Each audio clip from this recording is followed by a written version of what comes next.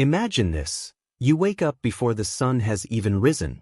Your phone is already glowing beside you, whispering reminders of everything that needs to be done. Emails, deadlines, notifications, people waiting for answers.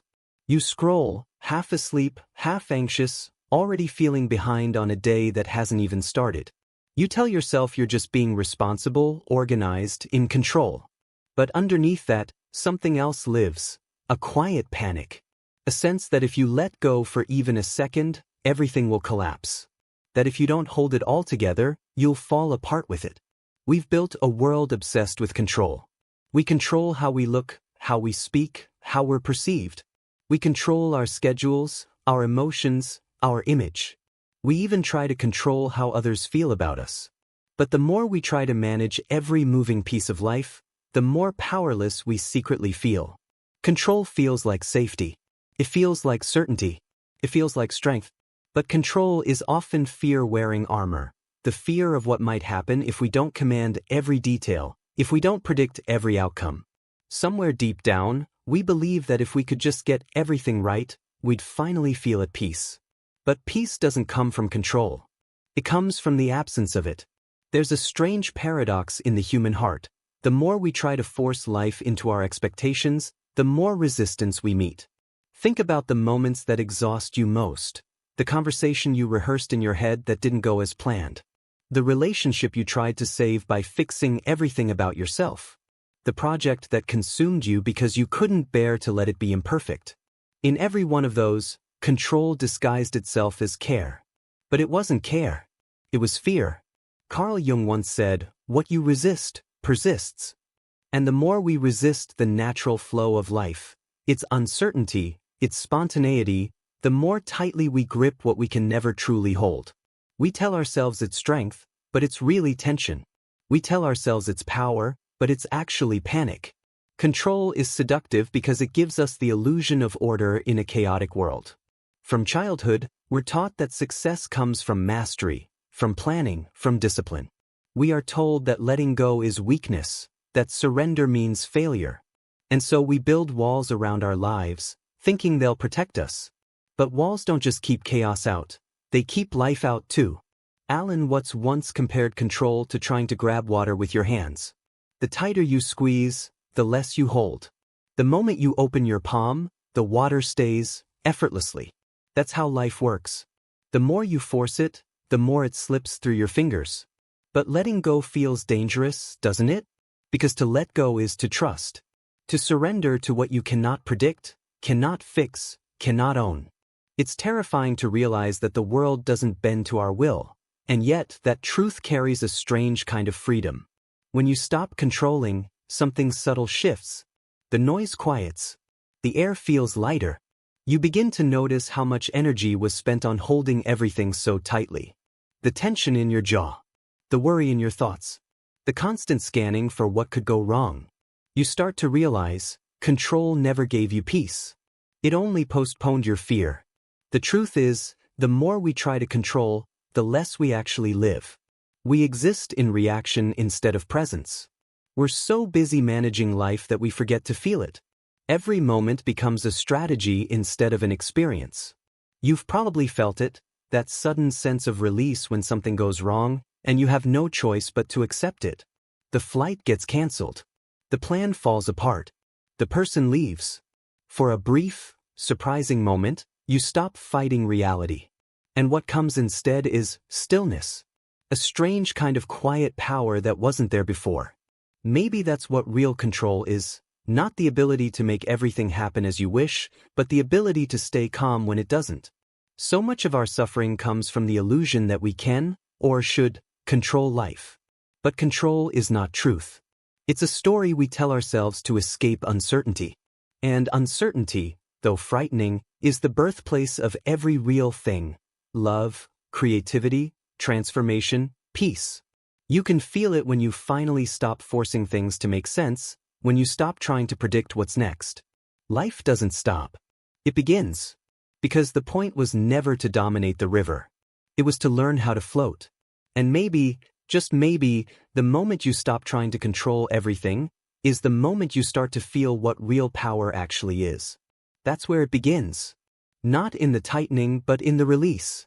Not in the command but in the surrender. And as you sit in that silence, that rare, fragile peace that comes when you finally let go, a quiet question begins to rise from within. What if true power isn't in control, but in trust?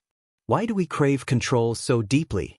Why does the human mind cling to the illusion that if we just try hard enough, plan carefully enough, think endlessly enough, we can bend life to our will? The need for control is ancient. It's written into our nervous system, carved by evolution into the very architecture of our fear. Once, control meant survival. Our ancestors lived surrounded by uncertainty, storms, predators, hunger, loss. Those who learned to anticipate danger, to shape the environment, to impose some kind of order, lived longer. Control was intelligence. Control was life. But somewhere along the way, survival transformed into obsession. What once kept us alive now keeps us anxious. The modern world doesn't threaten us with tigers or famines. It threatens us with chaos. The chaos of other people's opinions, of unpredictable outcomes, of things not going according to plan. And our nervous system doesn't know the difference. It still interprets uncertainty as danger. So we control. We control our image. We control our timelines. We control conversations so they don't get uncomfortable. We control our emotions so we don't seem weak. We even try to control how others see us, crafting a life that looks calm on the surface but feels suffocating inside. Underneath that control lives a single belief. If I can manage everything, I'll finally be safe.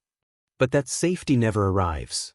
Control is the ego's favorite illusion, a shield against the unbearable truth that life will always remain bigger than us. The ego believes it can dictate the world through sheer willpower. It whispers, "You can make life obey you." But reality is indifferent to our demands. The weather changes, people change, feelings change. What once felt certain dissolves overnight. Carl Jung would say that control is how the ego protects itself from the unconscious. The things we fear most, chaos, rejection, loss, are not just external threats, they are inner realities we haven't faced. When we try to control the world, what we're really doing is running from the wildness within. The chaos outside only mirrors the chaos inside. And that's why control always comes with tension. Because deep down, you know it's a losing game. You can organize your calendar, master your habits, rehearse every word before you speak, but the unexpected still happens. The person still leaves. The plan still fails. The future still refuses to obey. Nietzsche spoke of the will to power, not as domination over others, but as the strength to affirm life as it is. True power, he said, is not the ability to make the world submit, but the courage to love it, even when it's uncontrollable. Yet, we distort that will into something smaller, something anxious. We chase control instead of courage. We choose certainty over truth. And in doing so, we forget how to live. Control demands constant vigilance. You're always scanning for what might go wrong. You become the puppet master of your own existence, trying to pull every string just right. But that vigilance comes with a price, exhaustion. A kind of spiritual fatigue that no amount of sleep can fix. You're not resting because your mind doesn't know how to stop fighting reality. Think about how much energy you spend trying to prevent life from surprising you. Every moment of control is a moment you're not present. You're too busy predicting the future to experience the now. You trade presence for preparation, joy for management, wonder for certainty. The tragedy is that the more you control, the smaller your world becomes. You start avoiding anything unpredictable, new people, new places, new risks. You call it being careful, but it's actually fear disguised as wisdom. You build a prison out of routines and expectations, and you decorate the walls with checklists. But life, real, alive, unpredictable life, doesn't fit inside those walls. It moves. It surprises. It changes its shape. It refuses to be contained. Alan Watts once said, "The more we try to control the world, the less we feel in control." Because what we're really fighting is not the world, it's ourselves. Control is born from fear, but fear itself is born from resistance. We fear what we haven't accepted. The person who cannot face their own vulnerability will try to control everything that threatens to expose it. The person who cannot face uncertainty will try to predict every possible future. And the person who cannot face pain will try to avoid life altogether. But what if the pain isn't the enemy? What if chaos isn't wrong? In Jungian psychology, the process of individuation, becoming whole, requires that we make peace with the parts of ourselves we've exiled. The anger we suppress, the sadness we deny, the fear we hide, they all live in the shadow. And as long as we refuse to face them, we will try to control the world so we never have to meet them. We fear losing control of the outside world because we haven't learned how to hold the inside one. Imagine this: a person standing by a river, trying to command it to flow straight. They yell at the water, build walls to redirect it, fight against its curves.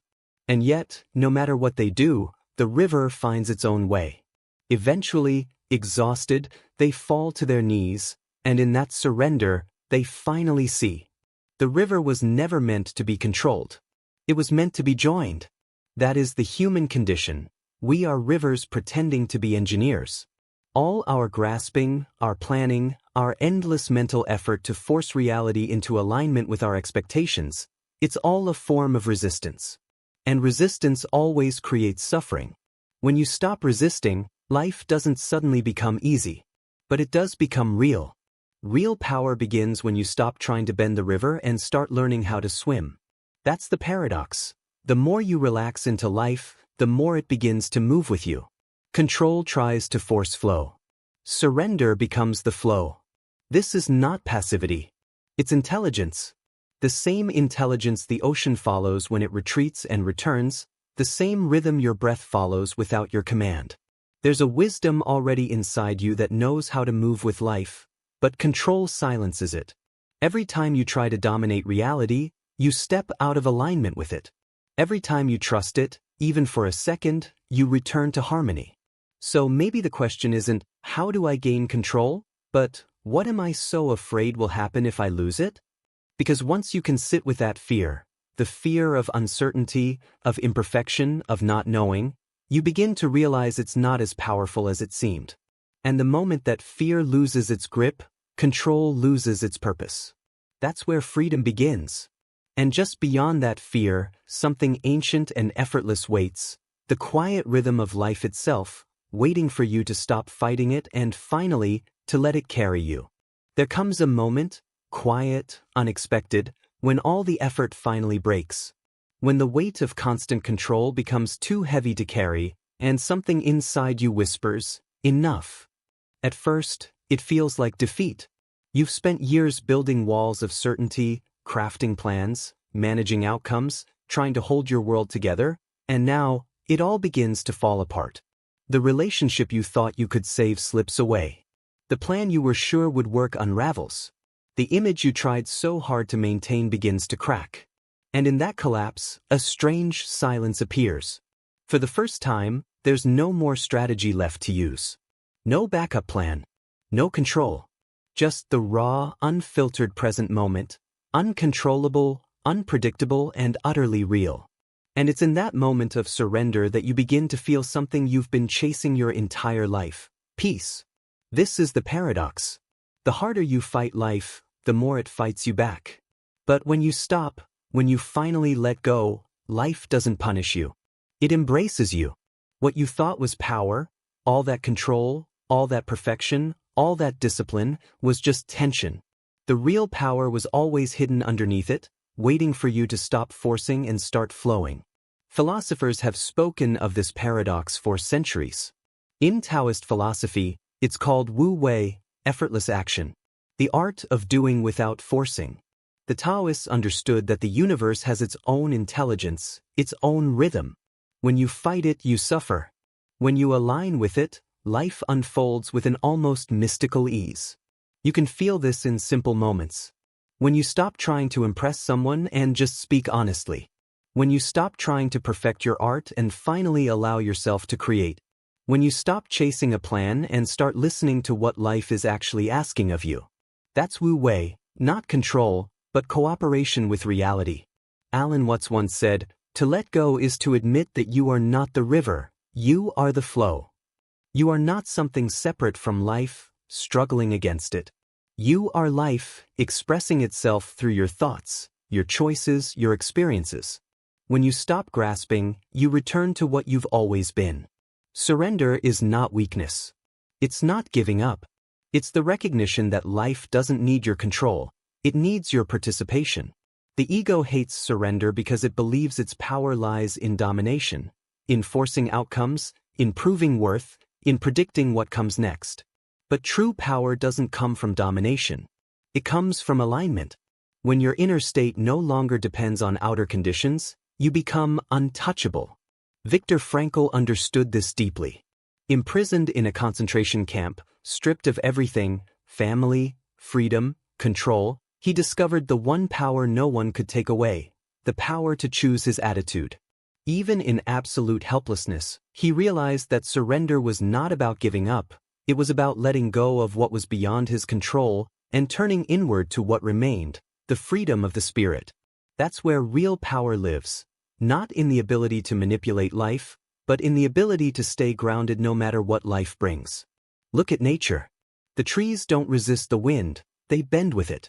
The ocean doesn't argue with the storm, it absorbs it. The bird doesn't fight the air, it trusts it. Everything in nature knows how to surrender, how to move with, not against. Only humans resist. Only we believe we're separate from the rhythm of existence. And yet, deep down, a part of you already knows how to let go. It's the part of you that breathes without your command. The part that heals a wound without your instruction. The part that loves without calculation. Surrender isn't something new to learn, it's something old to remember.